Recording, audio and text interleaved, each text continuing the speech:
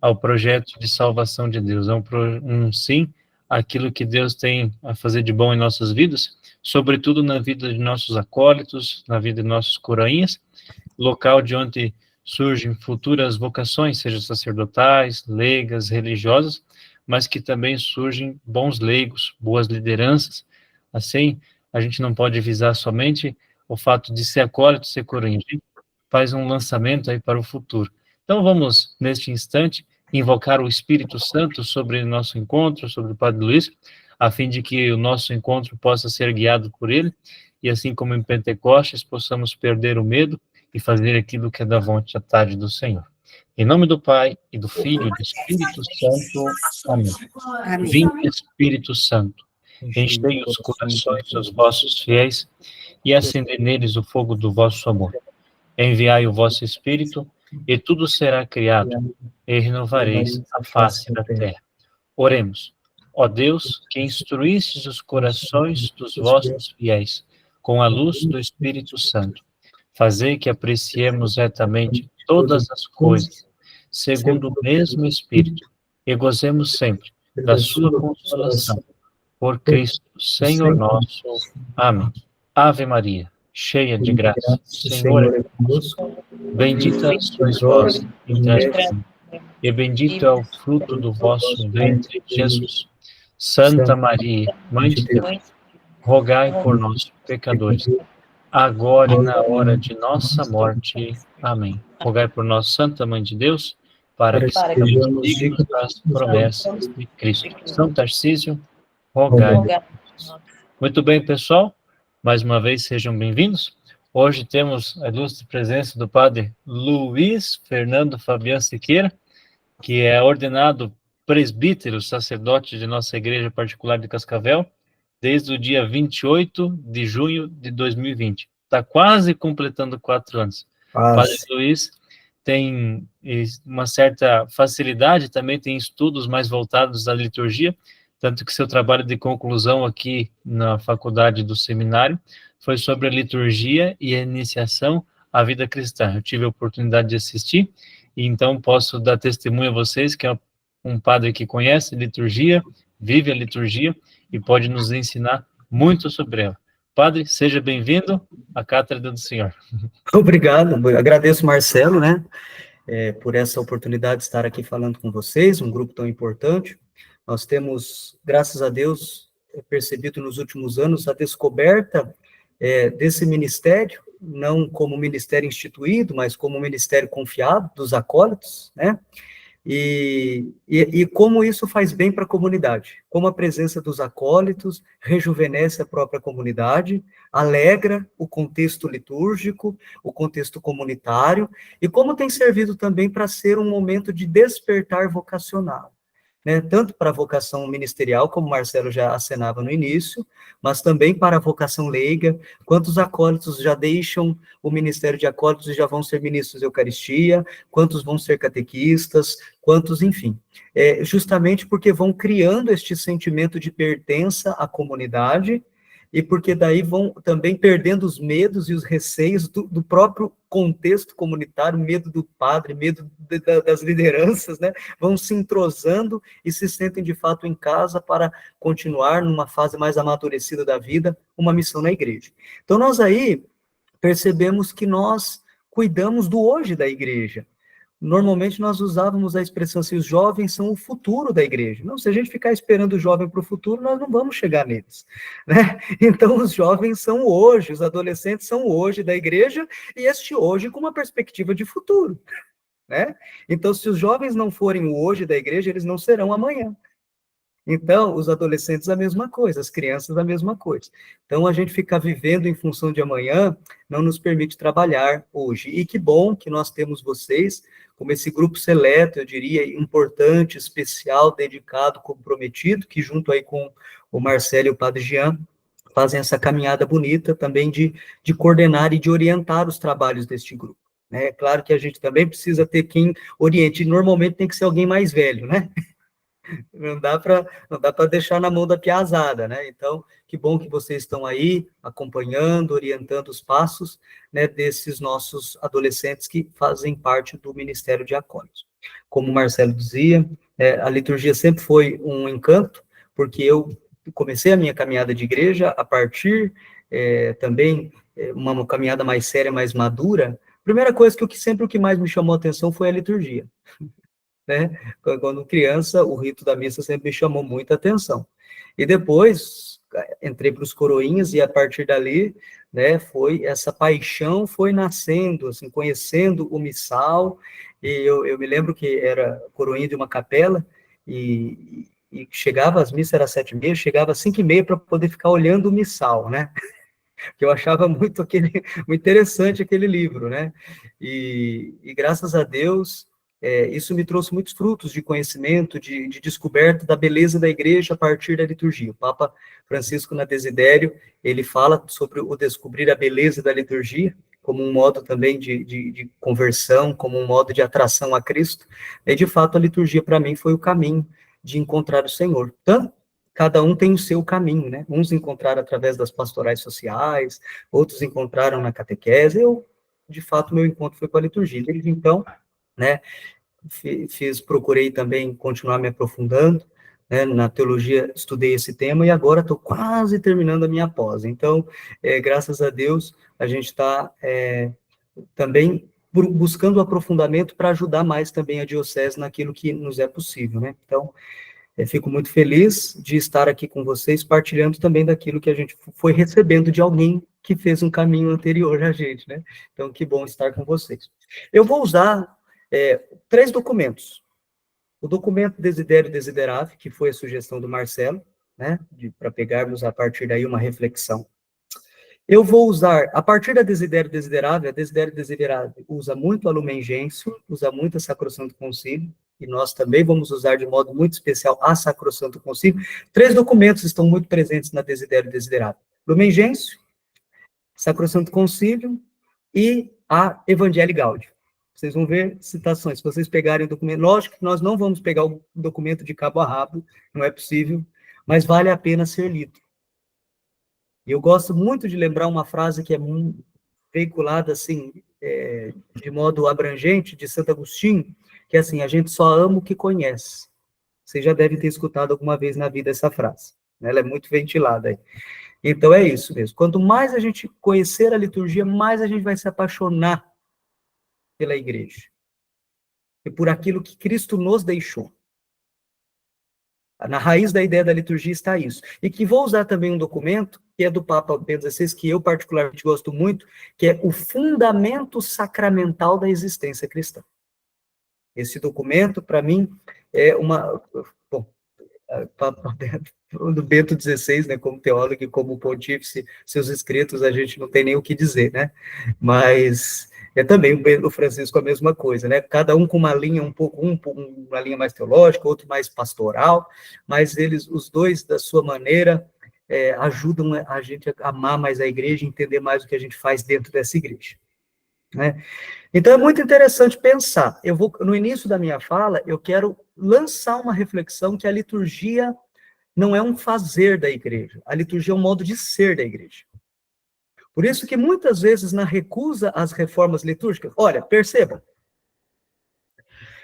Nós tivemos, na igreja, uma caminhada litúrgica muito interessante. Eu quero fazer um pequeno resgate da história da liturgia, mas vai ser muito sumário, vocês me desculpem trabalhar um tema tão importante de uma maneira tão sintética. Mas nós iniciamos ali a liturgia a partir da ordem de Jesus, das obras de Jesus. O ponto de partida da liturgia são os feitos de Jesus.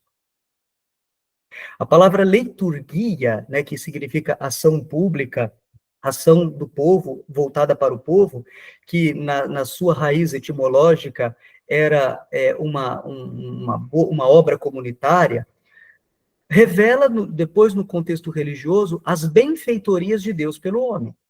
E o ápice desta benfeitoria de Deus é a encarnação de Jesus Cristo. A encarnação. Então, Deus vai se oferecendo, Deus vai oferecendo a sua misericórdia, Deus vai oferecendo seu amor, Deus vai se oferecendo de muitos modos, a sua assistência paterna, mas na encarnação, esta benfeitoria de Deus encontra plenitude. Depois, nós temos ali nos Atos dos Apóstolos, não temos um missal, né? Mas nós temos dados que eles celebravam a liturgia a partir da oração, a partir da fração do pão, a partir da ação de graças e a partir da comunhão. São as 4 características que nós vamos encontrar, né? Fração do pão, oração, koinonia, que é a comunhão, e a Eucaristia, a própria Eucaristia, ação de graças, né? Então nós vamos perceber isso. E nós já vamos percebendo nas cartas, por exemplo, nas cartas de São Paulo, que esta igreja, ela vai nascendo ministerial, ornada de ministérios, ministérios de profetas, ministérios de doutores, ministérios de apóstolos. Então, esta igreja é ministerial, é participativa, é uma comunidade, onde nenhum faz as coisas sozinho. E nós servimos a Deus como comunidade. Vocês escutaram o bispo falar na posse que na igreja ninguém pode fazer carreira solo, né? De fato, é isso. É o que está lá na raiz da nossa comunidade litúrgica. E daí a liturgia vai ganhando um corpo, pouco a pouco. O que acontece? As comunidades vão se fortalecendo, ali nas chamadas Domus Ecclesiae, a casa da igreja, aquele contexto mais familiar, uma liturgia mais simples. Depois, a partir do século IV, a liturgia ganha um status um pouco mais solene, porque ela vai entrar a partir ali do reconhecimento do Estado da igreja, então a igreja começa a fazer parte do Estado, a celebração vai ganhando uma característica mais solene, mais própria dos rituais de corte, enfim, a liturgia vai ganhando outro contexto, até os próprios edifícios, antes aquelas casas pequenas, agora são as basílicas.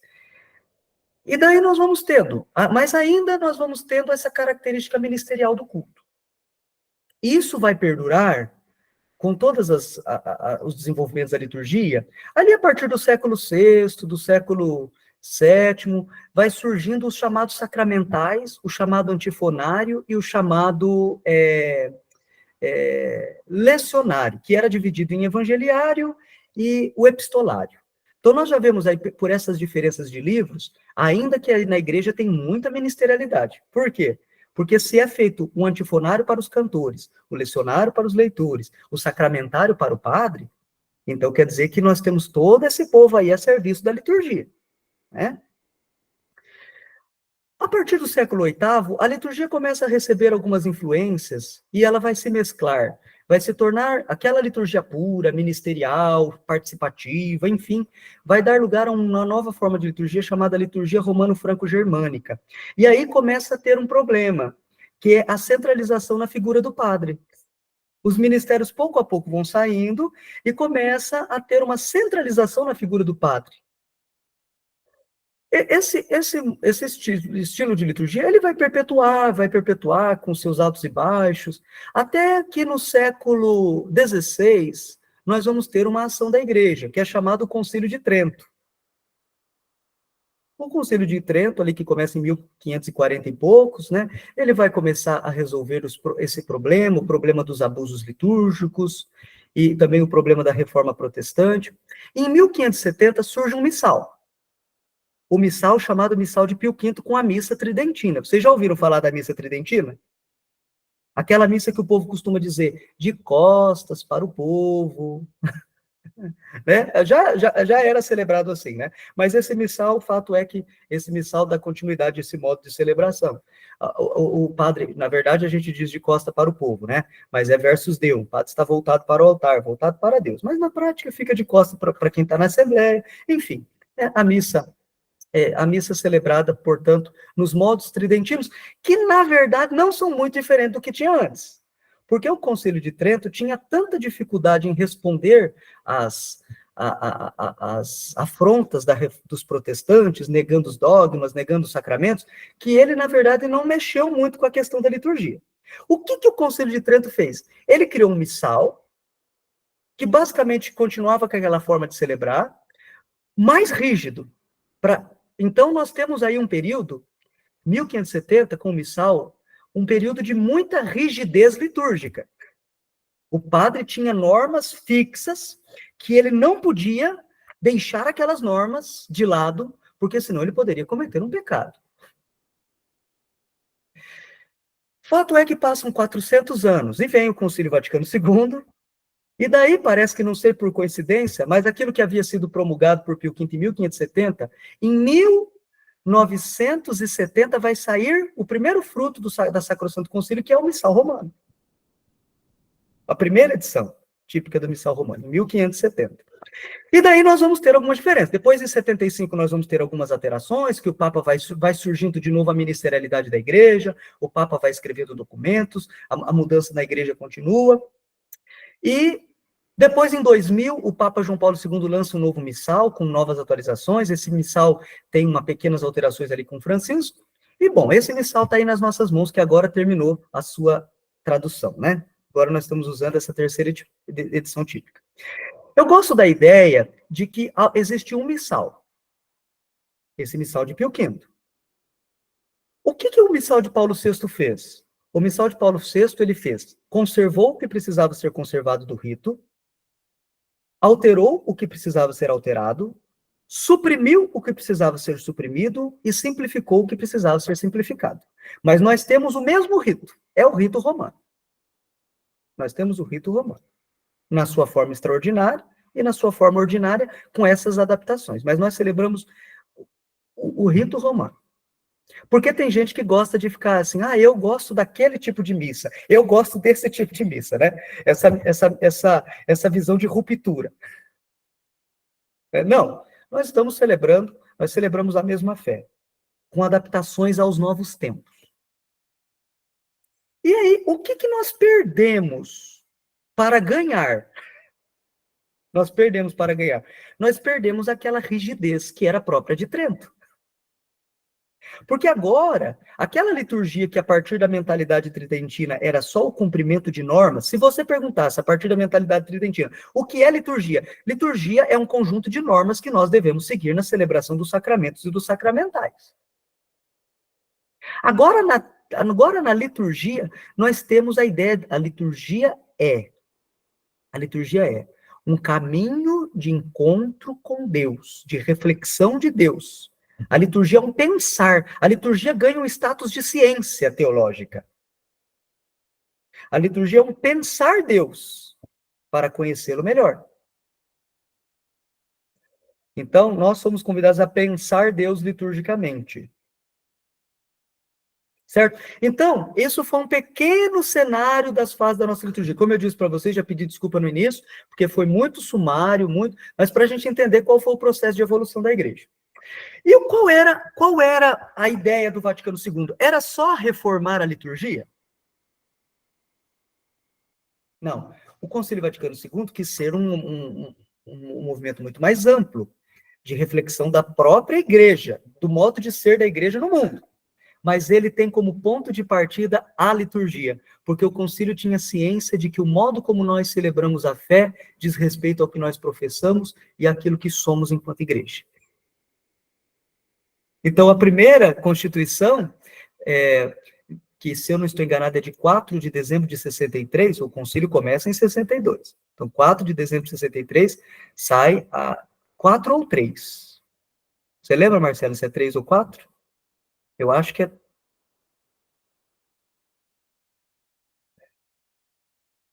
Dá uma olhada aí. Mas isso pouco importa. A data, tá? Só se a gente está dando uma informação, melhor é dar uma informação correta, né? Mas é 3 ou 4, então. Mas para dizer que foi o primeiro documento, 4, né? 4 de dezembro de 63. Foi o primeiro documento, fruto das reflexões. Foi o primeiro. E esse documento se torna a base, a carta magna para todos os livros litúrgicos que nós vamos ter depois. Nós vamos ter missal, nós vamos ter cerimonial dos bispos, nós vamos ter... Mas as nossas rubricas, elas são lidas não mais a partir da rigidez de Trento, a partir da reflexão teológica e pastoral do Concílio Vaticano II. Eu estou explicando isso para vocês porque o Marcelo me deu uma missão de falar do que é necessário conservar na liturgia. O que é mais importante da liturgia. E, de fato, nós não podemos reduzir a liturgia a um conjunto de regras, a um conjunto de normas, a um conjunto de rubricas. Apesar disso fazer parte da liturgia. Vocês entendem que algo pode fazer parte de um elemento, mas nós não podemos reduzir este elemento à parte, nós não podemos reduzir o todo à parte. E muitas vezes nós reduzimos a liturgia, simplificamos e vou usar até um termo assim pouco usado, apequenamos a liturgia como se ela fosse um simples conjunto de regras. De modo que se a liturgia não saiu do modo como nós preconcebemos, parece que acabou a liturgia. Né? Então a gente começa a fazer guerra santa nas paróquias, né? A gente aprendeu uma rubrica nova, eu aprendi um jeito, alguma regra, uma orientação litúrgica, nós começamos a criar uma guerra litúrgica. Vocês já viram isso? Os jovens têm muito esse ímpeto. Os adolescentes têm muito esse ímpeto. Eles hoje têm acesso às regras litúrgicas muito facilmente. Às vezes eles dão um baile em nós, porque eles ficam procurando as regrinhas ali. E eles sabem onde estão, e sabem pesquisar. Mas daí, às vezes, ensinar o jovem que aí aquele ímpeto de querer fazer tudo conforme a cabeça deles é uma missão do coordenador. Vocês concordam comigo? Se alguém tem alguma coisa para dizer aí, pode... Se vocês tiverem alguma coisa para falar, não fique esperando lá no final, já pode falar. Porque às vezes a gente acaba, né? Às vezes a gente acaba deixando e nem fala, né? Mas é interessante a participação. Então, o adolescente tem muito essa coisa de querer saber. E, sobretudo, às vezes, de querer saber mais do que quem já estava ali antes. Então, nós precisamos ensinar os nossos adolescentes a amar a liturgia a partir da sua essência, aquilo que ela é fundamentalmente. Certo? Então, vamos lá, eu preparei alguns slides.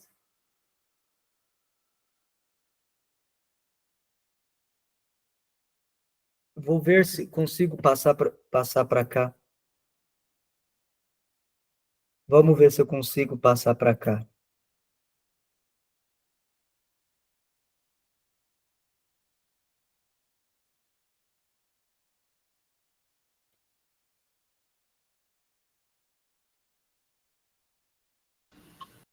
Chegou. Chegou? Sim. Apareceu aí? No meu aqui. Tá aparecendo aí, Marcelo? A tela tá escura, padre. Passa para frente só para ver. Acho que no projetar ele sempre dá um delayzinho. O meu computador tá mais velho que andar para frente.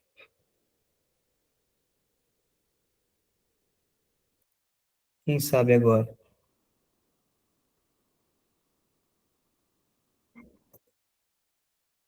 Agora foi, né?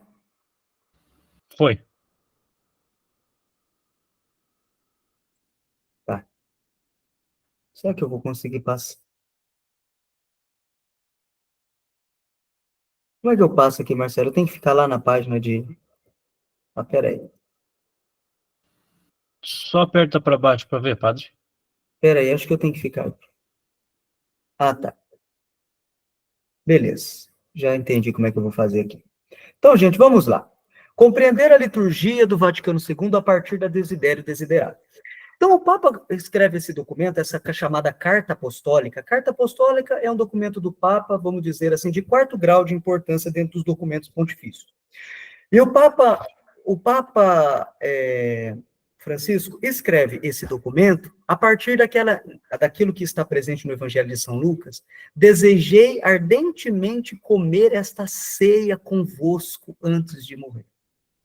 Então, o Papa começa a dizer para nós que a liturgia é um desejo de Deus. Quem é o protagonista da liturgia é o próprio Deus. Então, essa é uma ideia. Então, esse documento que o Papa dirige para os bispos, para os presbíteros, para os leigos, então, para nós entendermos. E eu sei que quando vocês normalmente pensam que vai ter uma formação de liturgia, o que a gente espera? Vamos aprender o que pode ou não pode. Mas lembrem que eu começava explicando para vocês que a gente não pode reduzir a liturgia a um conjunto de pode e não pode. Vamos pensar um pouco mais alto.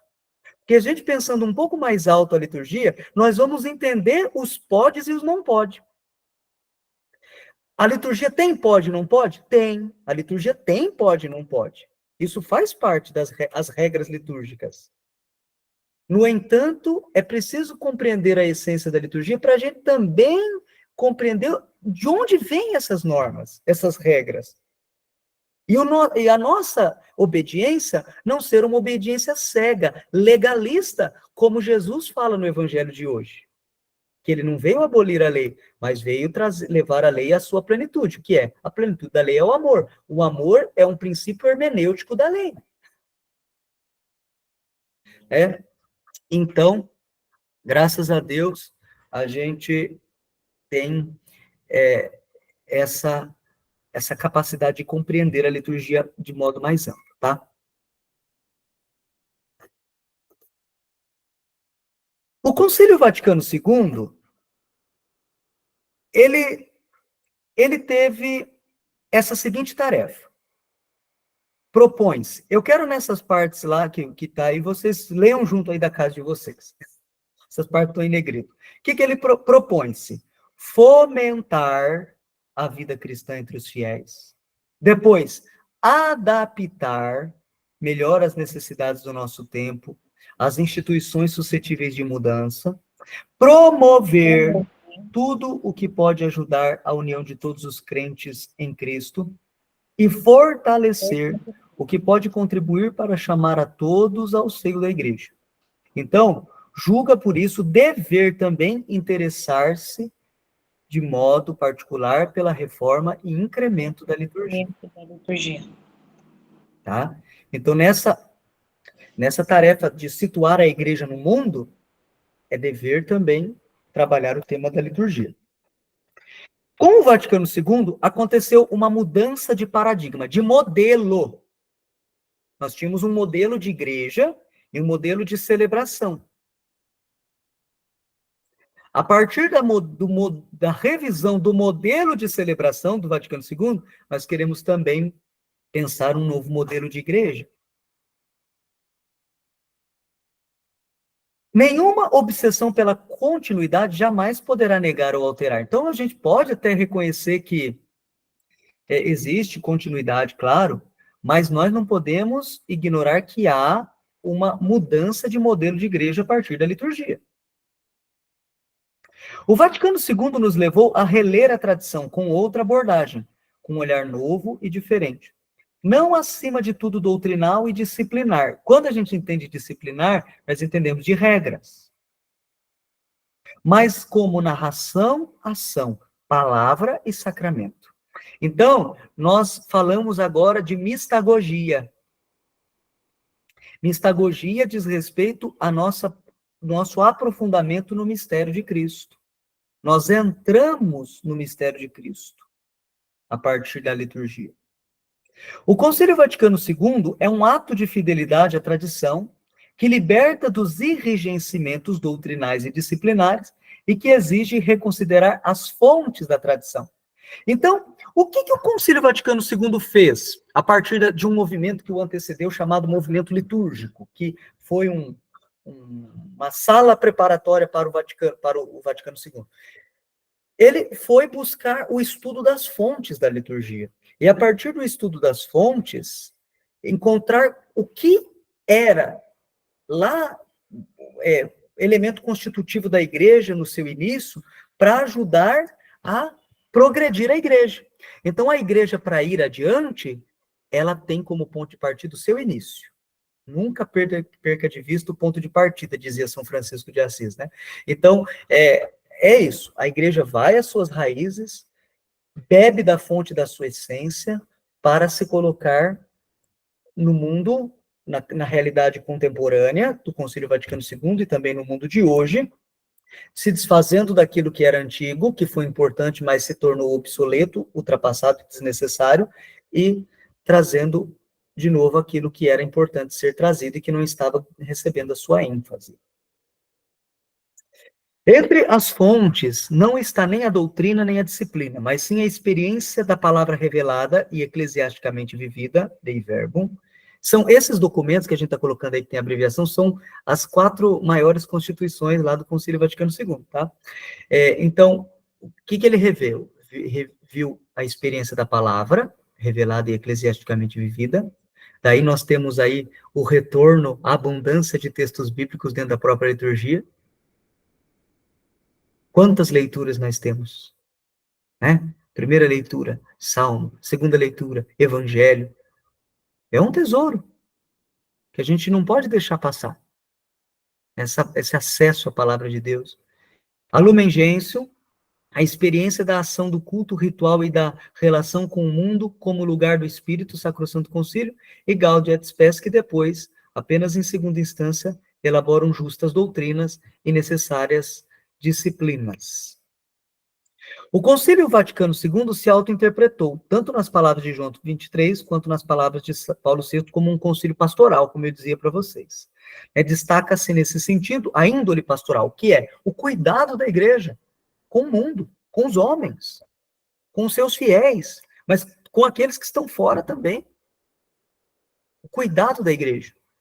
Então, em primeiro lugar, a redescoberta da liturgia como ação elementar e original. Então, já diziam alguns padres ali, teólogos do movimento litúrgico, que a liturgia é a oração primária da igreja. Por quê? Porque chegou um tempo que a liturgia se tornou uma devoção, como outra. Vocês pegaram aquele tempo que aquelas velhinhas, muito piedosas, na hora da missa ficavam rezando o terço? Ficavam fazendo suas noveninhas? E até hoje é assim. A gente às vezes não vai na missa do domingo, mas a gente gosta da novena da Maria Passar na Frente. A gente gosta da novena das Mães Sanguentadas de Jesus. Então nós colocamos às vezes novenas, devoções que não são ruins, mas que precisam ser colocadas no seu devido lugar. O devocionalismo, ele é prejudicial por quê? Porque ele obscurece a escala de grandeza e de importância. Então, a liturgia tem que ser o primeiro lugar, porque ela é fonte de toda a atividade da igreja. Ela é fonte de todos os bens da igreja.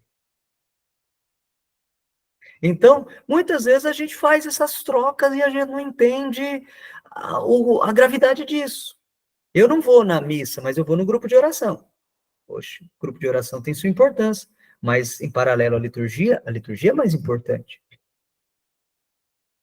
Então a gente vai descobrindo.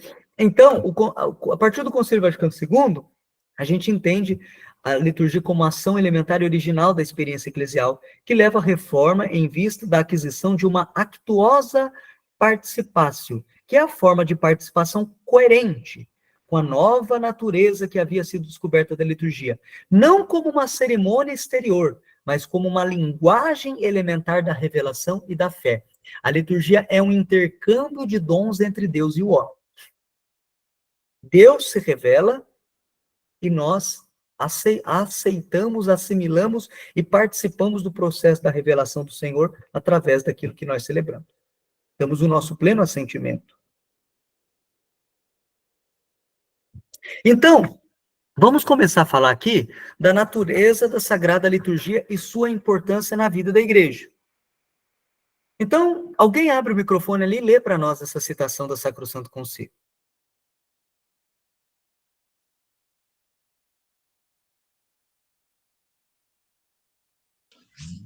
Jogar um pouquinho mais por dentro disso. Natureza da Sagrada Liturgia e sua importância na vida da Igreja. Deus que quer que todos os homens se salvem e cheguem ao conhecimento da verdade, tendo falado outrora, muitas vezes e de muitos modos, aos nossos pais pelos profetas. Quando chegou à plenitude dos tempos, enviou seu Filho, Verbo feito carne, ungido pelo Espírito Santo, a evangelizar os pobres, curar os contritos de coração, como médico da carne e do espírito, mediador entre Deus e os homens. A sua humanidade foi, na unidade da pessoa do Verbo, o instrumento da nossa salvação. Por isso, em Cristo, se realizou plenamente a nossa reconciliação e se nos deu a plenitude do culto divino. Então, a plenitude no culto se dá a partir daquilo que Deus fez pelo ser humano. Então, a liturgia é obra de Deus. São Bento gostava de utilizar essa conceituação de liturgia. O que é a liturgia? São Bento dizia, é a obra de Deus. Que nós repetimos. Porque todas as vezes que nós celebramos a liturgia, o que nós fazemos? Nós realizamos aquilo que ele mesmo fez em obediência à sua palavra. Fazei tudo isto em memória de mim. Isso a gente atribui à Eucaristia e atribui a todos os demais sacramentos, que são desdobramentos da própria ação do Cristo. Esta obra de redenção dos homens e da glorificação perfeita a Deus. Então, qual que é a finalidade da liturgia? Então, se vocês perguntam, padre, por que a gente reza na liturgia? Para duas coisas. Para a redenção dos homens, para a santificação dos homens e para a glorificação de Deus. Quando a gente reza a missa, a gente tem uma oração que a gente diz isso. Não tem um momento da missa que a gente diz assim, receba o Senhor por tuas mãos, a mão do padre, que é daquele sacerdote que está ali presidindo, este sacrifício para quê? Esse sacrifício que quer dizer, esta oferta sagrada, esse agir sagrado, né? Sacrifício não é aquela coisa dolorosa, enfim, né? É este agir sagrado, este sacrifício para o quê? Para a glória do seu nome, para o nome de Deus, para o nosso bem enquanto igreja e de toda a Santa Igreja. Então, essa é uma síntese de que, por que a gente reza na liturgia? Para isso. Primeiro, para a glória do nome de Deus, ele merece a nossa adoração, merece a nossa glorificação, ele merece o nosso coração arrebatado para ele. E também, através dessa liturgia, nós recebemos os mesmíssimos efeitos daquilo que Cristo fez. Mas isso a gente vai também falar com algumas imagens mais bonitas, inclusive que o Papa Francisco trabalha na Desidério. Mas então, na liturgia, eu quero ler só, para a gente não ficar estendendo muito, aquilo que está no final, no quarto parágrafo de cima para baixo. Cristo fez, Deus mandou Jesus Cristo que realizou a sua obra. Ele realiza uma obra em nome do Senhor Deus. Este Cristo ordena aos apóstolos que façam a mesma coisa na igreja. E daí, ali pregassem a palavra e também realizassem a obra de salvação que anunciavam, então aquilo que eles falavam, eles realizavam através do sacrifício e do sacramento. Sacrifício que é uma referência à Eucaristia e dos demais sacramentos. Então, toda a vida litúrgica da igreja está em torno disso, da Eucaristia e dos demais sacramentos, porque a gente não pode resumir liturgia à missa, né? Liturgia são todos os sacramentos e os sacramentais que a igreja celebra. Para realizar tão grande obra, Cristo está sempre presente. Então, esse é algo bonito de nós entendermos. Esses dias, celebrando, indo aos decanatos trabalhar a ministerialidade com os candidatos ao Ministério Extraordinário da Comunhão Eucarística, nós tratávamos desse tema. Cristo está presente só na missa? Onde tem o padre celebrando, ou não? Cristo está presente também em outras formas da ação litúrgica, porque ele está presente. Como esse texto aí vai dizer, ele está presente na Eucaristia, ele está presente na palavra, ele está presente naquele que preside, ele está presente na Assembleia Reunida. Então, na ministerialidade, há um princípio da presença de Cristo, porque Cristo é que suscita todo o ministério na igreja. Se eu perguntasse para você, Betânia, que é quem eu estou vendo aqui no quadradinho na minha frente, Betânia, de onde vêm os ministérios? Você vai poder dizer assim, padre, vem da minha vontade. Vem do que eu sei fazer, porque eu sou talentosa. Vem porque não tem ninguém que faz. Vem quase de uma coação da comunidade. Não. Vem da vontade do Senhor para a sua igreja. A fonte de todo o ministério, ela é obra de Deus. Ela tem a sua raiz, ela está radicada no chamado de Deus. Então, por isso que o documento diz, né? Quando se batiza, é Cristo que batiza. Quando se faz qualquer coisa na igreja, é Cristo que faz. Então, a raiz do ministério dos acólitos? A raiz do ministério dos acólitos está em Cristo, porque Cristo é o primeiro servidor. O que significa acólito, senão aquele que serve, né? O acólito é aquele que auxilia. Quem é? O Cristo é o primeiro que se colocou a serviço. Ele é o referencial de serviço. Por que a gente usa uma veste? Por que o acólito usa uma veste? Por que você, quando vai servir um ministério litúrgico, você usa uma veste? Porque aquilo significa um revestir-se do Cristo. Então é isso. Nós não podemos perder de vista que é Cristo, né? Cristo, agora eu vou terminar ali na terceira frase de cima para baixo de novo. Cristo associa a si a igreja, sua esposa muito amada, a qual invoca o seu Senhor e por meio dele rende culto ao eterno Pai. Por meio de Cristo, ela cultua o Pai e por meio de Cristo vem ao ser humano as graças que o Pai quer dispensar ao homem. Então, a liturgia é lugar de encontro. Aqui reside toda poderosa beleza da liturgia. Agora eu já começo a utilizar a desidério desiderado.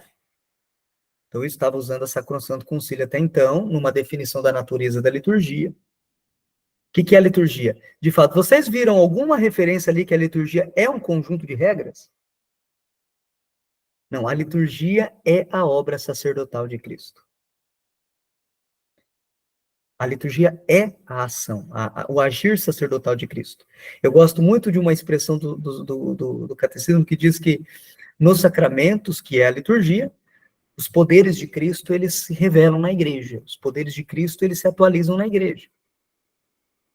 A liturgia revela a potestade atuante de Cristo na força do seu Espírito na igreja.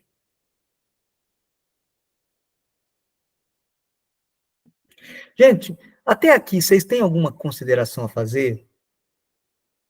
Eu não gostaria, assim, que nosso encontro se tornasse uma falação chata, que vocês ficam aí, às vezes, até meio com sono, dormindo.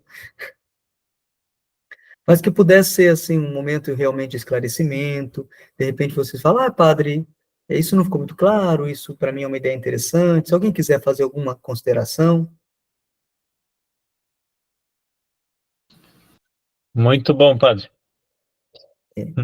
Ana Paula, que bom, Marcelo. A Ana Paula levantou a mão aí, pode falar.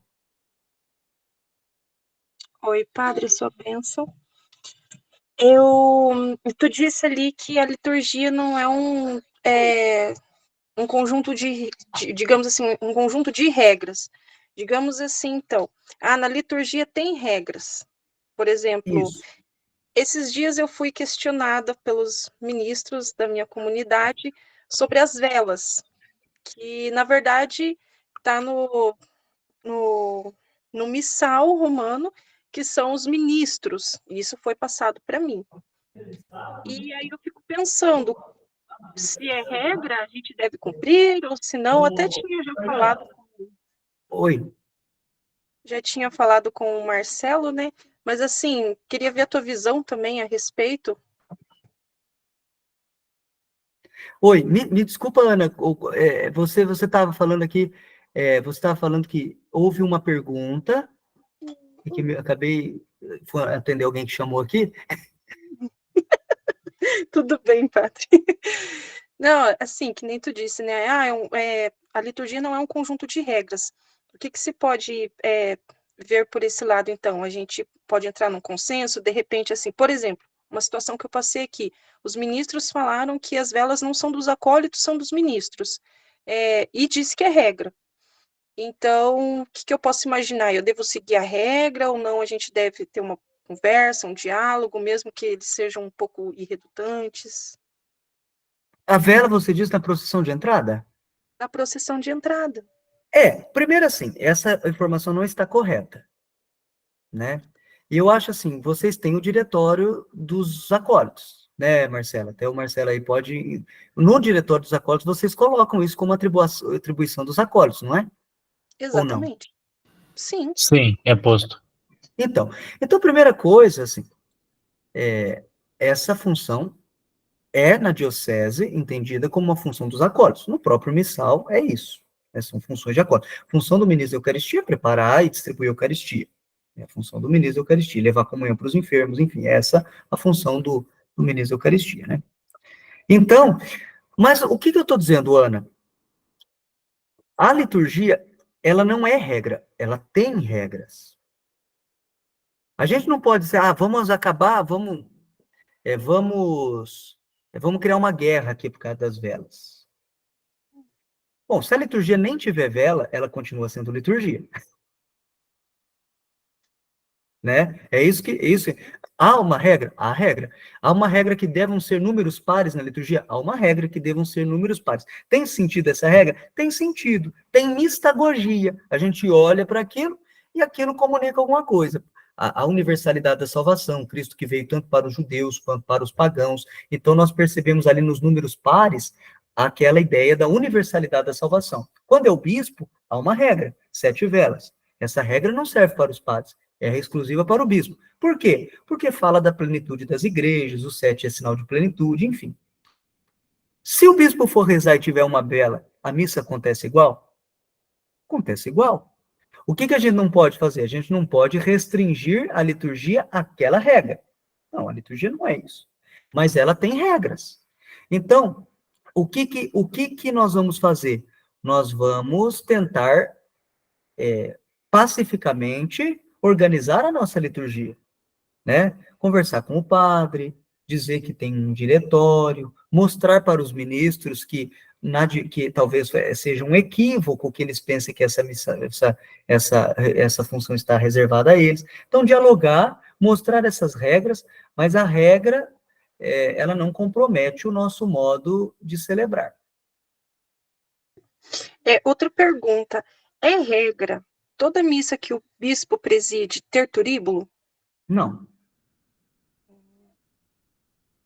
Ok. Na verdade, o turíbulo não é obrigatório para nenhuma missa. Ele é recomendado para algumas missas mais solenes. Ele é recomendado para algumas missas mais solenes, pode ser usado em outras que a gente não entende como tão solene assim, né? Mas ele pode ser usado. Mas não existe uma obrigação que quando o bispo vai rezar tenha turíbulo, tá? Não é regra isso. Obrigada. Vejam que é difícil a gente fugir das regras. E nós nem queremos fugir das regras, mas nós não queremos ser escravos das regras. Entender a regra, né? Por exemplo, eu já conheci. Quem deve proclamar o evangelho na missa? Quem deve proclamar o evangelho na missa é o padre ou o diácono. Isso é uma regra litúrgica. Eu já vi gente que, em certa ocasião, eu vi falar de uma pessoa que, naquela celebração, o padre deixou que o seminarista proclamasse o evangelho e a pessoa saiu da igreja. O que significa isso? Significa que esta pessoa colocou uma regra acima do próprio mistério que estava sendo celebrado. Ali a Eucaristia foi celebrada. Ali o mistério aconteceu sobre o altar. Ali a redenção dos homens foram realizados. Nós temos uma regra litúrgica. Daí, quem convém vigiar e fazer a regra acontecer? Enfim, isso é outra questão. Mas você percebe a maturidade espiritual de uma pessoa quando ela não se torna escrava da regra. Né? Então, eu vou deixar a Assembleia. Então, eu olho para o altar e o missal diz que tem que ter 2 velas. Eu olho para aquele altar, tem uma vela só acesa. E vou dizer, eu não vou rezar nessa igreja, porque aqui não está celebrando como se manda. Não. É um equívoco, né? Então, deixar o que é essencial por conta daquilo que é periférico. Né? Então, agora vamos entrar na desidério desiderável, e novamente eu digo para vocês, tendo alguma dúvida, não tenham receio em perguntar, e por mais que vocês achem, essa pergunta não é uma pergunta tão importante. Oxe, talvez seja a pergunta que vários aí querem fazer, como a pergunta que a Ana fez, né? Uma situação dela lá na comunidade. Então, todas as perguntas são bem-vindas, né? Aqui reside toda a poderosa beleza da liturgia. Se a ressurreição fosse para nós um conceito, uma ideia, um pensamento, se o ressuscitado fosse para nós A recordação. E, gente, esses pontos que eu estou pegando agora, eles são pontos literais, tá? Não estão entre aspas, mas são textos literais de Desidério. Fosse para nós a recordação da recordação de outros, né? Por exemplo, os apóstolos lembraram, transmitiram para alguém que recordou, e a gente vai recordando a memória de alguém que já passou e já morreu, enfim, né? É isso. Ainda que com autoridade, como os apóstolos, se não nos fosse dado também a nós a possibilidade de um verdadeiro encontro com ele, seria como declarar esgotada a novidade do verbo feito carne. Essa é uma coisa interessante, porque os nossos ritos são os mesmos, mas o mistério é sempre novo na liturgia. Os nossos ritos são os mesmos, porque nós somos rituais, e nós precisamos ser rituais. Porque a liturgia não é nossa, então ela precisa ser objetiva. Ela não é construída a partir da nossa subjetividade. Cada um faz a liturgia do seu gosto. E isso está presente já desde o Antigo Testamento, quando Deus dá um estatuto para o povo de Israel, para que eles celebrem do modo como Deus quis. Então, na raiz do Êxodo, se a gente pega lá o Êxodo, o que Deus vai dizer para Moisés? Manda, liberte o meu povo para que eles possam servir-me. E no caminho, Deus propõe qual seria o modo desse culto. Então, é Deus que quer ser celebrado e Deus que estabelece o modo como ele vai ser celebrado. Então, a liturgia é, de fato, algo de Deus entregue aos homens. Nós custodiamos, nós cuidamos de algo que não é nosso, que é algo que é de Deus. Olha que coisa bonita. Então, quando a gente celebra um presente de amor. Vede que grande presente de amor o Pai nos deu, de sermos chamados filhos de Deus. Então, a partir do Cristo, da sua obra redentora, do seu mistério pascal, que nos une a Ele e por Ele ao Pai, né? Por esse mistério é que nós somos redimidos. Então, a liturgia, então eu repito, o mistério é sempre novo, mas nós repetimos os gestos para adentrar nesse mistério. O rito é uma moldura. O rito é um invólucro que envolve algo que é maior do que ele. O mistério. E vocês podem perceber que, às vezes, nós temos vários ritos litúrgicos. Nós temos rito bizantino, nós temos rito moçárabe, nós temos rito maronita, nós temos rito copta, nós temos vários ritos. E o mesmo mistério. Então, o mistério é aquilo que envolve. O ritual é aquilo que envolve o mistério. Sabe? Vamos seguir, estou tentando seguir aqui. Pelo contrário, a encarnação, para além de ser o único acontecimento novo que a história conhece, é também um método que a Santíssima Trindade escolheu para nos abrir a via da comunhão. Então, Deus se fez carne. O Verbo se fez carne. E de carne se fez pão. E é claro que quando nós comemos o pão, nós comemos a carne, mas sob os acidentes, escondida nos acidentes do pão e do vinho. Nós olhamos e vemos pão, mas nós sabemos que é a carne do Senhor. Como diz São João, o pão que eu darei é a minha carne dada para a vida do mundo. Então, a encarnação, ela continua, esse mistério de encarnação, ele não é um mistério inerte que já não fala mais nada para nós. Esse mistério continua se atualizando pela força da liturgia. O Verbo que se fez carne continua se fazendo carne sobre o altar, nas aparências do pão. A fé cristã ou é encontro com ele ou não é. Então, se nós não fazemos um encontro com Cristo, nós abandonamos facilmente esse Cristo. Então, a fé cristã ou é encontro com ele ou não é fé. Não é fé. A liturgia garante-nos a possibilidade desse encontro. Não nos basta ter uma vaga recordação da última ceia. Por isso que, quando veio o iluminismo, o iluminismo que foi o acendimento da razão, enfim. O iluminismo dizia assim que não havia nada de sobrenatural, e depois os protestantes pegaram um pouco disso, né? Nós percebemos, os protestantes têm um pouco dessa ideia, não depois, né? Mas os protestantes já tinham um pouco dessa ideia. Por exemplo, Lutero negava o caráter sacrificial da missa, né? É uma ceia, é uma imitação do que Cristo fez, é um elemento, um ponto didático. Nós viemos aqui para aprender o que ele fez. E o iluminismo também tem essa ideia.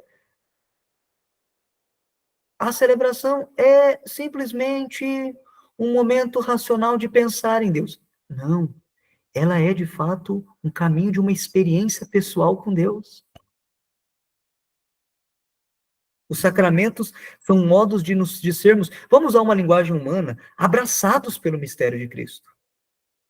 Sentimos o calor do mistério de Cristo, a vivacidade do mistério de Cristo. A minha liturgia não é um defunto, morto, inerte, que não reage mais, mas a liturgia é, de fato, algo vivo. Que nos acolhe, que de fato nos move, com o qual nós podemos interagir. Com a qual nós podemos interagir. Então é isso, né?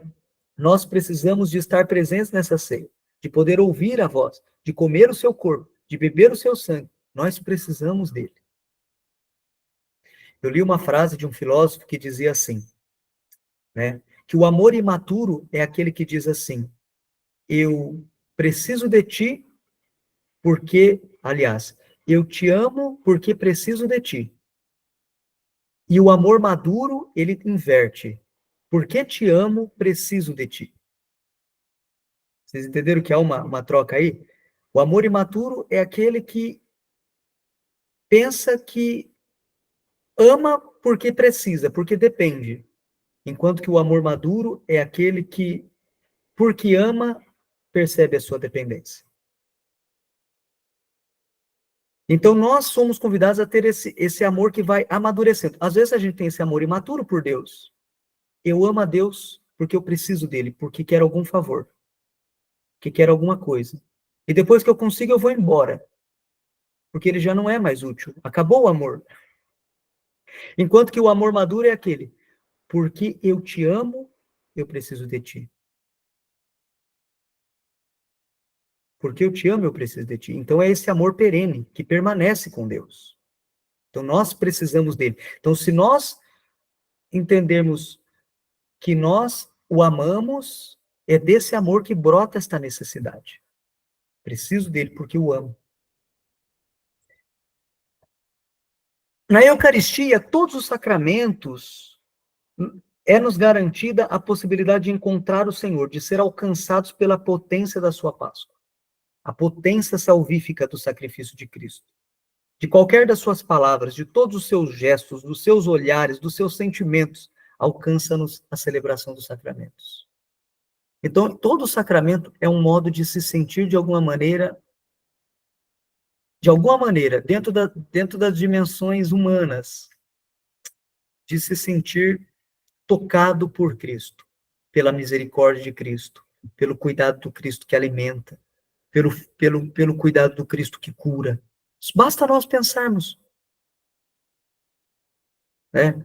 Pelo cuidado do Cristo que nos lança numa missão neste mundo. Eu vejo, né? A preocupação do meu pai e da minha mãe agora, né? Ordenou um filho, era casar os outros dois. Pronto, a nossa missão está completa. Todo mundo se encontrou na vida. Deus também quer que nós nos encontremos com a vida. Isso são os sacramentos de serviço. Então, os sacramentos são sempre maneiras de nós pensarmos. Ele cumpre a sua promessa. Eis que estarei convosco todos os dias, até o fim dos tempos. Ele não mentiu, ele não nos iludiu, ele não se enganou e nem nos enganou, porque Deus não pode fazer isso. Deus não nos engana e nem se engana. A gente se engana e às vezes diz as coisas para os outros atravessado. Então, os sacramentos, então, são possibilidades de encontro real com Deus. Então, olha só o que o Papa Francisco, essa citação merece ser levada em consideração. O que somos nós diante daquilo que nós celebramos? Vou convidar a Írides. Írides, você está por aí, Írides?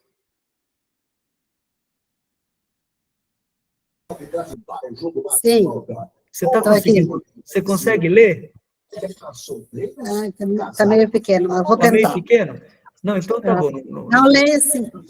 Não consegue ler ou não? Leia. Lê? Leia sim. Então lê para nós aí. De vez em quando eu vou pegar alguém aí meio de surpresa. Para não dormir. Para não dormir. Tá. E para também não fugir. Tá. Então. Posso ler? Isso. O que somos nós na liturgia, Iride? Lê para Baixa o nós. volume na minha, para mim. Vou baixar o volume da televisão, estou assistindo o jogo aqui. Eu sou Nicodemos e a samaritana. Ai, tá meio ruim. O endemoniado de Cafarnaum e o paralítico em casa de Pedro. A pecadora perdoada e a hemorroísa, a filha de Jairo e o cego de Jericó, Zaqueu e Lázaro, o ladrão e Pedro perdoados. O Senhor Jesus, que foi imolado sobre a cruz, mas não morrerá jamais. Foi morto, mas agora vive para sempre. Continua a perdoar-nos, a curar-nos, a salvar-nos com a potência dos seus sacramentos. Olha que bonito. Então, eu sou Nicodemos. Eu sou aquele discípulo da madrugada que vai encontrar com Jesus para nele aquietar suas inquietações, né? Eu sou a samaritana que tinha sede, precisava ser saciado, que vinha de uma vida, né, com tantos maridos e nenhum a pertencia, enfim, né? Que precisava encontrar a água viva para saciar a sede da sua interioridade. O endemoniado de Cafarnaum, alguém que não é livre, que é possuído, né, o paralítico na casa de Pedro, a hemorroísa. Então, vejam, essas experiências com Cristo que foram experiências transformadoras. Imagina a alegria que brota desse encontro com Cristo, nesses personagens que são aqui citados. É a alegria que também nos é dada pela liturgia. De podermos nós, no hoje da nossa história, também sermos tocados, alcançados, consolados, respondidos nas nossas inquietações, libertos das nossas possessões, daquilo que usurpa a nossa liberdade, que tira a nossa dignidade. Então, é a força da liturgia, desse mistério ao qual nós nos dispomos a servir através dos ministérios.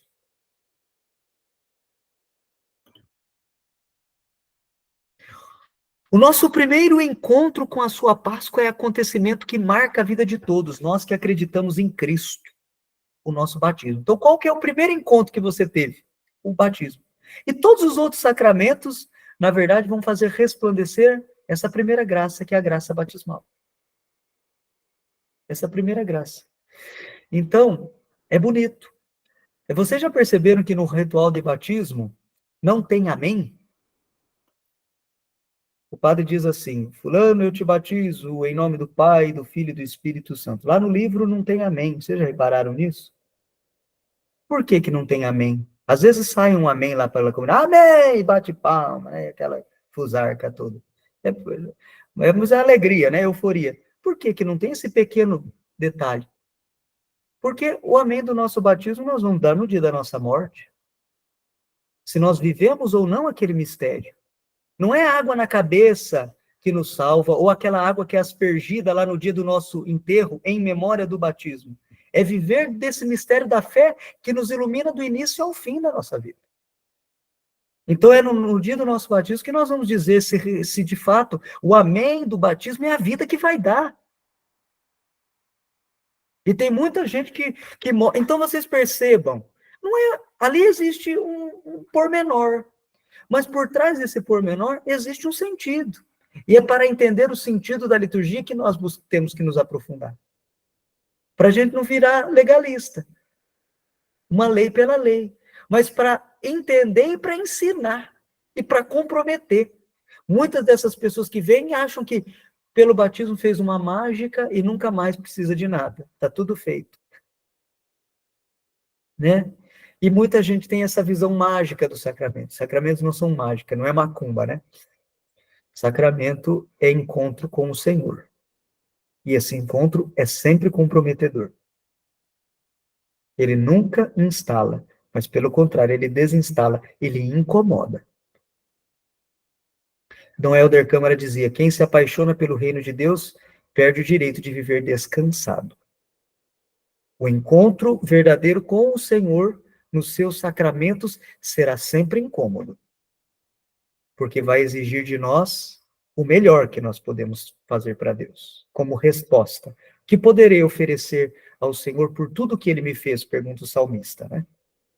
Então é isso mesmo. Então, o que nós podemos devolver àquele que nos deu, o que é necessário para a nossa salvação, e que continua dando através dos sacramentos. Então, os sacramentos não são uma pura... alguém levantou a mão? A Betânia? Isso, padre, boa noite. Então, o amém do batismo, eu poderia considerar, então, que seria a obediência aos ensinamentos do Senhor para que eu chegue até o céu? Isso. É viver a partir daquele mistério. É viver a partir daquele mistério. Que é tudo que a gente deseja, na verdade, é chegar ao caminho da felicidade que nos leva até o céu. Então, seria isso, né? Claro, isso mesmo. Uhum. Então, o Papa continua dizendo que usava essa expressão que sacramento não é mágica, né? E o Papa, justamente ele usa esse mágico. Os sacramentos não são gestos mágicos. E nós buscamos a magia. Eu vejo, pega água benta e joga no povo. Olha, sai até fumaça. O povo quer a magia.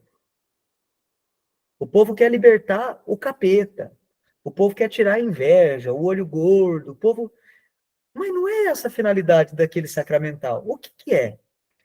O que é água benta? Água benta é um sacramental que faz memória do batismo para nos mostrar a força do Senhor. Aí sim, o Senhor pode libertar dos males, o Senhor pode curar, o Senhor pode expulsar os demônios, o Senhor... Mas veja, não é uma mágica. É um caminho de entrega. Eu fiz aqui e tá tudo... Não. A partir desse gesto, eu entrei na experiência com este Deus que é cheio de poder. Então é muito importante a gente ter isso presente. Em perfeita continuidade com a encarnação, é nos dada a possibilidade, por força da presença e da ação do Espírito Santo, de morrer e ressuscitar com Cristo.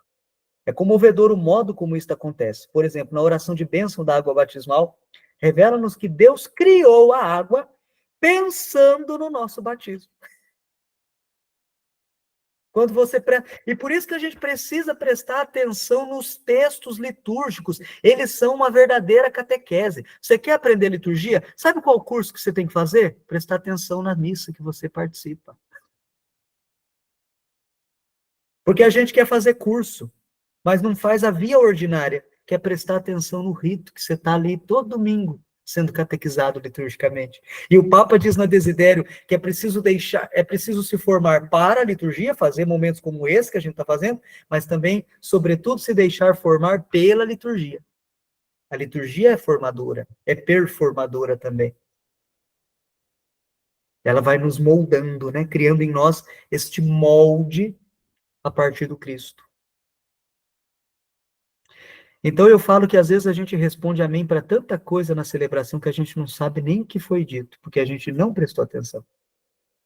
Eu brinco com o povo que eu dou formação, que qualquer dia eu vou fazer uma oração dizendo: eu desejo que todos vocês engordem 100 quilos. E vai todo mundo responder amém, solene. Porque a gente não presta atenção. Então, o Papa Bento XVI também dizia isso, né? A melhor catequese é uma liturgia bem celebrada. E celebrada não está dizendo pelo padre que está lá no altar, é por você que também celebra. Todos nós somos celebrantes. Desse grupo de celebrantes, há um que preside.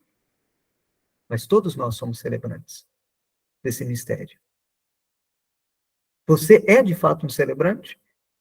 Nós somos, de fato, celebrantes? Veja que a gente tem que pensar nisso. Então, se comprometer com isso. Então, é maravilhoso saber que quando Deus criava a água, Deus pensava no meu batismo. E Deus pensava que naquele batismo seria o modo ordinário dele se encontrar comigo na minha história pessoal.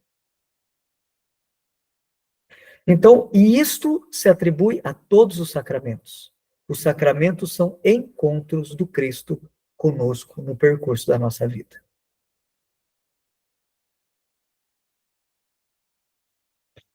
Liturgia como antídoto para o veneno da mundanidade espiritual. Gente, esse tema é encrespado. E, sobretudo, é um tema que vocês precisam levar para os acólitos. O que é a mundanidade espiritual? O Papa explica a mundanidade espiritual como esse estar na igreja com os mesmos critérios do mundo. De disputa, de autorreferencialidade, de poder, né? A gente está na igreja, mas a gente quer as mesmas coisas, briga pelas mesmas coisas, se devora pelas mesmas coisas que o mundo faz. Então, e aí o Papa, ele relaciona a mundanidade espiritual a partir do gnosticismo e do pelagianismo. Vamos entender o que é isso. O que é gnosticismo?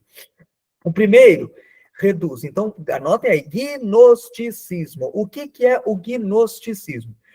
Reduz a fé cristã a um subjetivismo que encerra o indivíduo na imanência de sua própria razão. É como se nós pudéssemos colocar Deus na minha cabeça. Eu sei tudo de Deus. Pronto, ó, falem comigo, eu sei tudo de Deus. Deus está dentro da minha caixinha, do meu formato mental. E Deus não pode fazer nada que esteja fora do meu pensamento. Vocês não conhecem a gente assim? Que já acha que, às vezes a gente não é assim, pensa que sabe tudo sobre Deus. Enquanto Deus é constante surpresa. Deus é muito maior que nós, gente. Deus pode nos surpreender.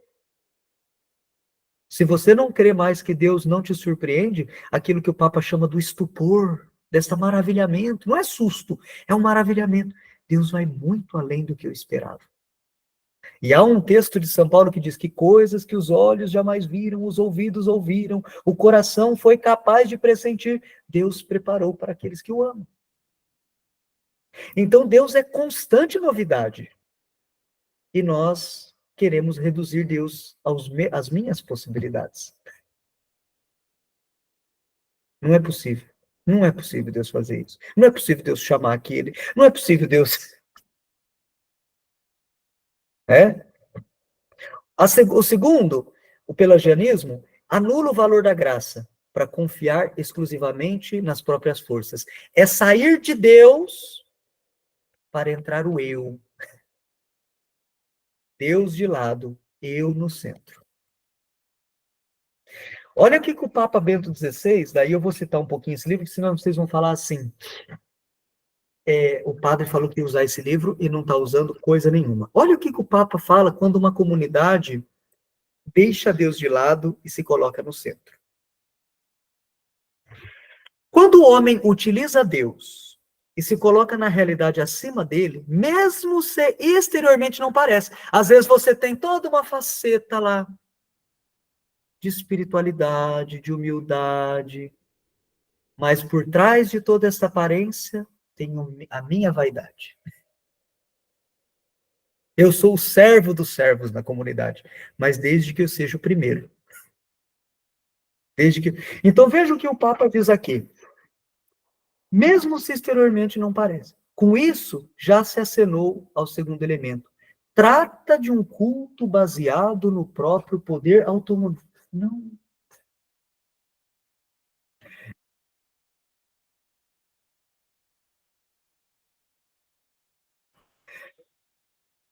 Trata-se de um culto baseado no próprio poder autônomo. Se Moisés permanece ausente muito tempo, está usando a imagem do Êxodo, e, consequentemente, Deus mesmo se torna inacessível, então eles trazem-no ao próprio nível. Esse culto se torna, assim, uma festa que a comunidade faz para si mesma. A imagem que o Papa está usando aqui é quando Moisés sobe o Monte Sinai e deixa de ser a referência. E o que o povo faz? Vocês lembram o que o povo constrói para si? Um bezerro de ouro. Esse culto se torna, assim, uma festa que a comunidade faz para si mesma. Deixa de transcender e começa a se servir. Serve como autoafirmação.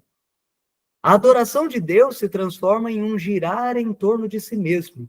Comer, beber, divertir-se. A dança em torno do bezerro de ouro é a imagem do culto que se busca a si mesmo. Então, o que diz o texto? O povo fez um bezerro de ouro e começaram a dançar, fazer uma roda, uma ciranda em torno daquele bezerro. Quer dizer, é a comunidade que começa, a pessoa que começa a querer dar volta em torno de si mesmo. Um culto que se torna uma autossatisfação banal. A história do bezerro de ouro é uma advertência contra o culto arbitrário e egoísta, no qual, em última análise, Deus não está mais em questão. Então se trata de construir por iniciativa própria um pequeno mundo alternativo. Então a liturgia se torna um vazio. Ou pior ainda, uma apostasia de Deus camuflada do manto da sacralidade. Eu sou todo religioso na aparência, mas Deus é a última coisa que eu quero eu aparecer. Eu quero eu aparecer. Não se faz mais a experiência da libertação, porque este culto aprisiona. E se eu não fui visto, se eu não fui mencionado, se eu não fui elogiado, eu reclamo, porque eu estou prisioneiro, eu não fui liberto. Então, não se faz a experiência da libertação que verifica-se no encontro com o Deus vivo. Olha que palavras fortes, então, do Papa Bento XVI. Gente, isso não é um risco para nós? Uma liturgia narcisista. Então, vocês têm que ensinar muito para os jovens que eles colocam aquelas vestes, que eles vão para o altar, mas quem deve aparecer é Deus. Porque começa muito essa tentação, estou à frente, o narcisismo toma conta. Então, o Papa coloca no seu documento que isso são concepções desastrosas para a igreja. É desastroso. É um cristianismo fracassado.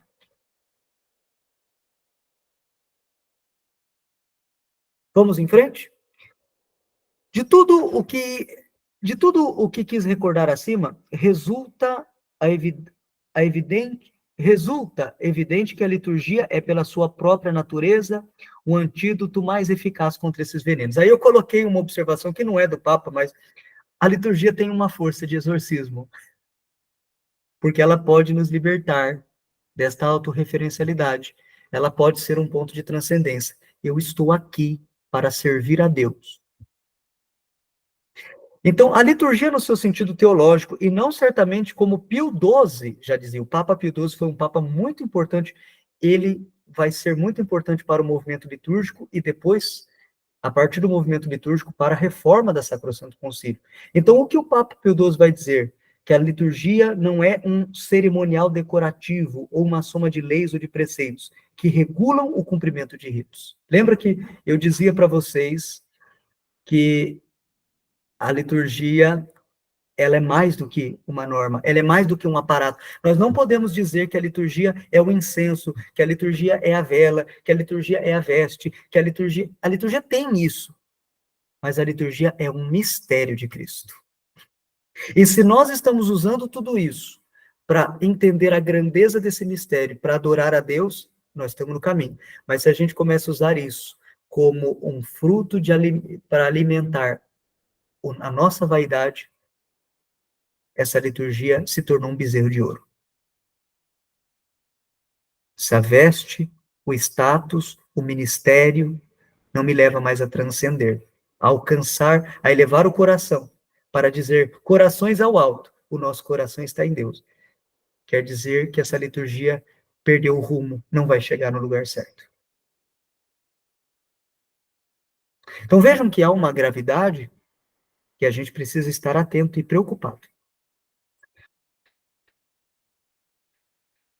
Então, esse risco que o Papa coloca da autorreferencialidade. Né? A liturgia não nos deixa sós na busca individual de um suposto conhecimento do mistério de Deus, mas toma-nos pela mão, juntos com a Assembleia, para nos conduzir para dentro do mistério que a palavra e os sinais sacramentais nos revelam, e fala em coerência com o agir de Deus, seguindo a via da encarnação, através da linguagem simbólica do corpo que se prolonga nas coisas, no espaço e no tempo. Então, assim como Deus usou a carne de Cristo para falar conosco, hoje ele usa os nossos elementos, ele usa o óleo que é nosso, ele usa o pão, ele usa o vinho, ele usa todos aqueles sinais para que através deles a encarnação se realize e o seu mistério se prolongue na nossa vida. Por isso que a gente tem esses sinais. A gente não pode parar no sinal, mas do sinal nós vamos ao cerne, à essência, aquilo que é importante.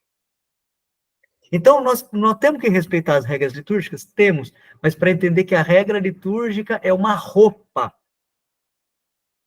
E essa roupa, ela protege alguém, o Cristo e o seu mistério. Nós não podemos parar na regra, ser escravos da norma.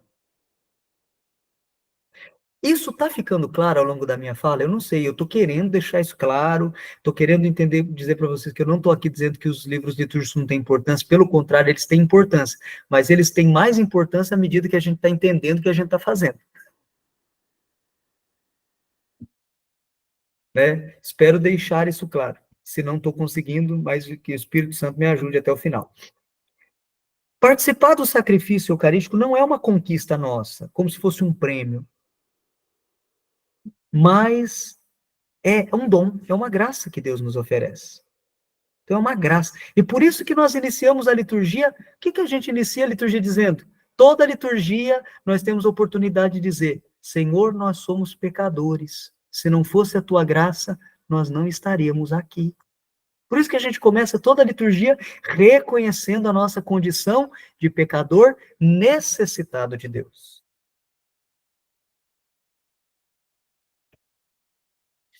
Redescobrir a cada dia a beleza da verdade da celebração cristã. Então, o Papa vai dizer, devemos estar atentos para que o antídoto da liturgia seja capaz, seja eficaz. É nos pedido que em cada dia redescobramos a beleza da verdade da celebração cristã. A liturgia é o sacerdócio de Cristo a nós revelado e doado na sua Páscoa. Hoje tornado presente e atuante mediante os sinais, a água, o óleo, o pão, o vinho, os gestos, as palavras. Por isso que nós temos gestos. O padre abrir as mãos, o padre fechar as mãos. Claro que se ele não fizer isso, a missa acontece? Acontece. Mas esses gestos comunicam alguém, e este alguém é o Cristo. E seja eu, ou outro padre, ou qualquer padre no mundo a fazê-lo, Cristo vai estar lá. Por isso que a gente tem que tomar cuidado. Quando a gente escolhe esse ou aquele padre, não, mas Cristo vai estar lá. Então a nossa mente, a gente, humanamente, você pode ter, eu me identifico melhor com esse, eu gosto mais da fala daquele, tudo bem. Mas não a ponto de dizer, não, na missa desse eu não vou, na celebração daquele eu não vou. Ou ao ponto de dizer, com aquele ministro eu não trabalho, com aquele outro, né? Naquela missa que é menos importante eu não sirvo. Às vezes não tem esse problema com os acólitos. Não, o Cristo está lá. Isso são todos traços de autorreferencialidade que a gente precisa vencer. A contínua redescoberta da beleza da liturgia não é a procura de um esteticismo ritual, que se compraz apenas no cuidado da formalidade exterior de um rito, ou se satisfaz com escrupulosa observância rubrical. A missa não é bela porque eu cumpri tudo direitinho e terminei aquela missa satisfeito, porque eu fiz tudo direitinho. A missa é bela porque através da sua simplicidade o Cristo resplandece. Né? Então, o Papa está dizendo, a gente não quer opor simplicidade com banalidade rasteira, essencialidade com superficialidade ignorante. O Papa está dizendo, não é em nome da simplicidade que a gente vai fazer de qualquer maneira. Porque é simples, tem que ser. Não, não é isso não. Olha só, ele usa banalidade rasteira, superficialidade ignorante, eu não vou cumprir porque eu nem sei, não vou procurar saber como é que é, não. Mas é entender que através da simplicidade do nosso agir, algo muito maior, que é o agir de Deus, se realiza. Entendamos todos os aspectos de celebrar, todos os aspectos do celebrar devem ser cuidados. O espaço, o tempo, o gesto, o objeto, a veste, o canto, a música. Todas as rubricas devem ser observadas. Bastaria esta atenção para evitar subtrair à Assembleia aquilo que lhe é devido. Isto é, o mistério pascal celebrado na modalidade ritual que a Igreja estabelece. Mas mesmo que a qualidade e a norma da ação celebrativa sejam garantidas, isto não basta para tornar plena a nossa participação. Então, o Papa está dizendo, nós cumprimos o que é nosso papel, nós cuidamos, nós nos dedicamos, nós oferecemos o que é belo para Deus, mas isso não basta. É preciso ter esse aparato, mas também termos um modo de celebrar conveniente com o espírito da liturgia. Então, o assombro pelo mistério pascal. Então, quando o Papa fala do assombro pelo mistério pascal, ele está dizendo, é deixar-se maravilhar pela obra de Deus, tá? E, por fim, o Papa termina falando sobre a ars celebrandi. O que é ars celebrandi? Ars celebrandi é a arte de celebrar. O modo para conservar e para crescer na compreensão vital dos símbolos da liturgia é certamente o cuidado com a arte de celebrar. Então, a arte de celebrar consiste no celebrar com arte. O que é? Não fazer de qualquer maneira. Você não vai participar de uma peça artística, tenha certeza que se eles estão ali produzindo arte, eles não fizeram de uma hora para outra. Eles se prepararam, eles cuidaram, eles investiram tempo, preocupação. Para nós também, na nossa liturgia, celebrarmos devidamente, a arte de celebrar com a arte devida, é preciso também oferecermos tempo, dedicação. Então, a ars celebrandi não se pode reduzir à mera observância das rubricas, e ainda menos pode ser pensada como uma fantasiosa e selvagem criatividade sem regras. Olha o que o Papa usa, a criatividade selvagem na liturgia. A gente não pode ter isso também. O rito é por si mesmo uma norma, e a norma nunca é um fim para si mesmo.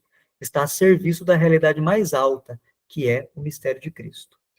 Com qualquer arte, requer diversos conhecimentos. Então, quanto mais nós conhecemos, mais nós celebramos bem. Então, o Papa vai chamando a atenção para isso, né? Aí o Papa vai dizer assim, é uma atitude de todos os batizados. Celebrar com arte não é uma atitude do padre lá no altar. Celebrar é uma atitude nossa. E todos nós devemos celebrar com arte. Rezar bem, fazer bem, rezar declarado, como diz o povo, né? Rezar bem, rezar forte, rezar com uma consciência, estar atento. E olha o que ele está dizendo, né? Todos os gestos e palavras pertencem à Assembleia. O reunir-se, o estar em procissão, o estar sentados, o de pé, de joelhos, cantar, o silêncio, o aclamar, o olhar, o ouvir. E devem ser também manifestação de união, como está lá em Neemias. Todos estavam na Assembleia como se fossem um só homem. Está acontecendo agora, nas nossas liturgias, que um quer saber mais que o outro. Todo mundo abre os braços no Pai Nosso, alguém fica assim. Porque ele quer dizer que ele sabe mais, que ele conhece mais que os outros. Então, ele tem um jeito de celebrar que é seu. Então, isso não faz parte da unidade litúrgica. Os nossos gestos, eles são gestos comuns na liturgia, não porque nós entramos numa massificação inconsciente, mas porque nós celebramos a partir da unidade. É uma uniformidade que não só mortifica, mas, pelo contrário, educa cada fiel a descobrir a unicidade autêntica da própria personalidade, não em atitudes individualistas, mas na consciência de ser um só corpo. Gestos e palavras que põem ordem dentro do nosso mundo interior, fazendo-nos viver sentimentos, atitudes, comportamentos, são a enunciação de um eu ideal em quem procuramos inspirar-nos, mas são uma ação que implica corpo na sua totalidade, ou seja, no seu ser, unidade de alma e de corpo. Então, o nosso gesto comum na missa é sinal de unidade, tá certo? Gente, eu tinha falado para o Marcelo que eu vou até as 9, fui até as 9h05. Alguém tem alguma pergunta?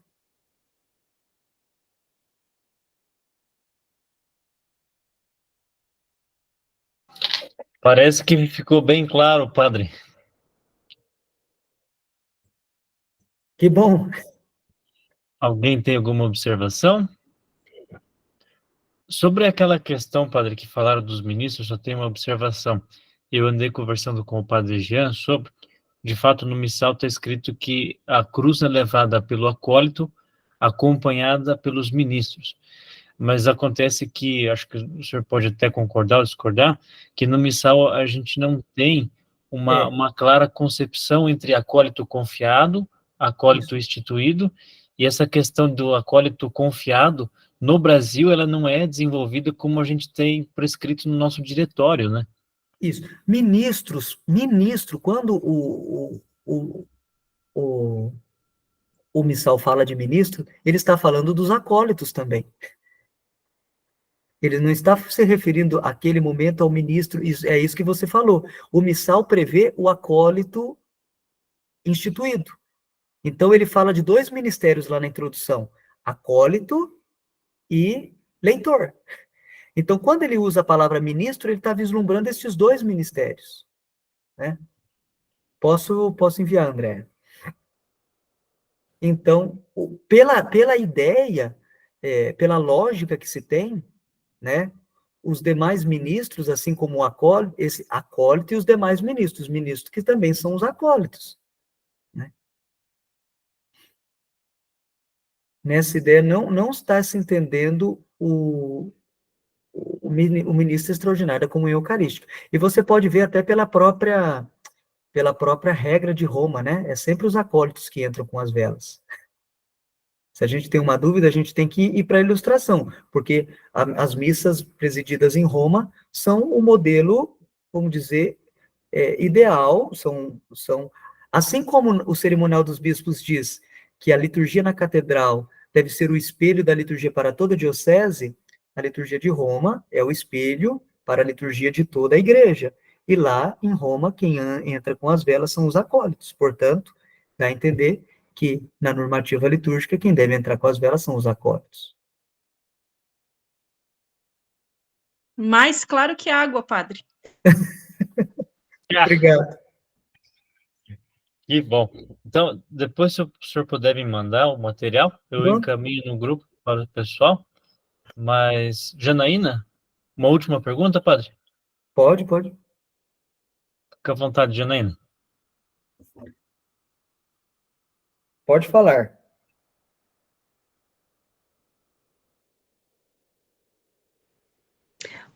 Deu certo agora. Tá, mas quando a gente não tem acólito suficiente para levar as velas? Daí o ministro tem que suprir, né?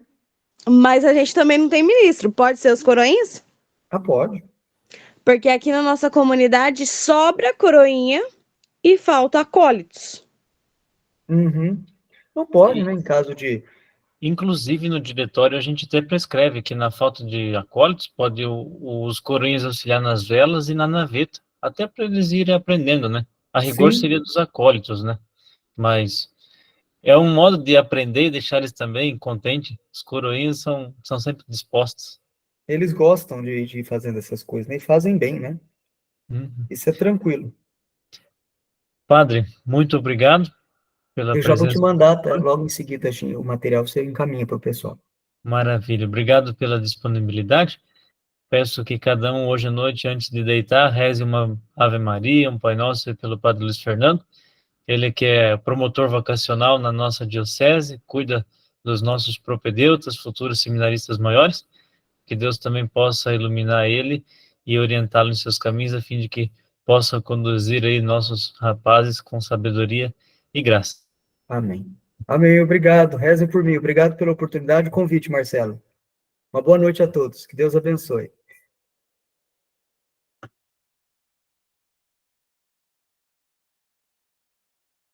Boa noite, até.